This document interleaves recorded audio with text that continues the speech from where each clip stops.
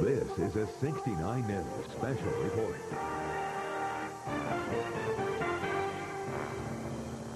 Good afternoon. I'm Jaccii Farris with breaking news. Millersville University in Lancaster County has confirmed just after 2 this afternoon, Berks County was hit with a 3.7 magnitude earthquake. But the U.S. Geological Service says it was more like a 2.8 based on averages from around the area. Now, we are not hearing any reports of damage or power outages. Millersville is monitoring the situation. Joining us live on the phone is Dr. Charles Scharnberger, a seismologist with the university. Dr. Scharnberger, can you tell us a little bit about what happened with this quake? Well, yes. About all I know, actually, is what I've heard from people who have called me, and apparently it was felt over a pretty wide area in the city of Reading and western Berks County particularly. That's the same area where an earthquake was felt in 1994 that was larger than this one and did some minor damage.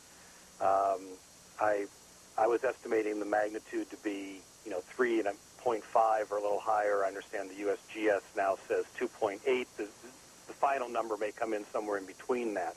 So it's probably somewhere around the magnitude 3, and that's not large enough to usually to do any damage, but certainly enough for people to feel it and get kind of shaken up. Now, I know we've been receiving emails and telephone calls all afternoon from people around the area who are reporting that they felt this.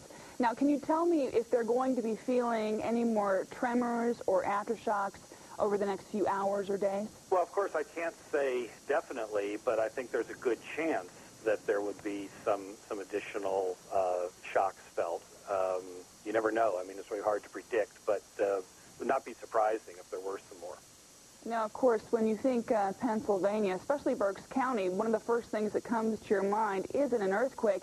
How uncommon is it for Berks County, for Pennsylvania for that matter, to have earthquakes like this? Well, more common than you might think. There's a moderate amount of activity, particularly in the southeastern part of the state. 1994, there was the fairly big earthquake, magnitude 4.7 in Berks County, and there had been some previous ones that were around magnitude 3 to 4. So it's not an everyday occurrence, but, every 10 to 20 years, likely to get something like this. Now, what is it about the geology of the area that allows us to have these kinds of quakes? Well, unfortunately, we don't understand that terribly well. There is a geologic feature that runs through southeastern Pennsylvania that's called a rift valley. It's a little bit like the Rift Valley in East Africa that people may be familiar with, except this one's much more ancient and has been filled in with sediment.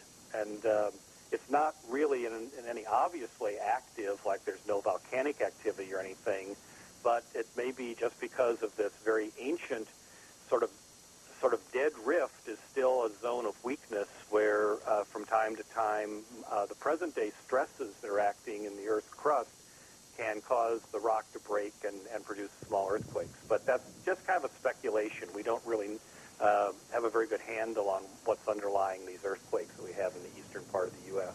Well, Dr. Charles Scharnberger of Millersville University, we certainly appreciate your time. Thank you very much for joining us.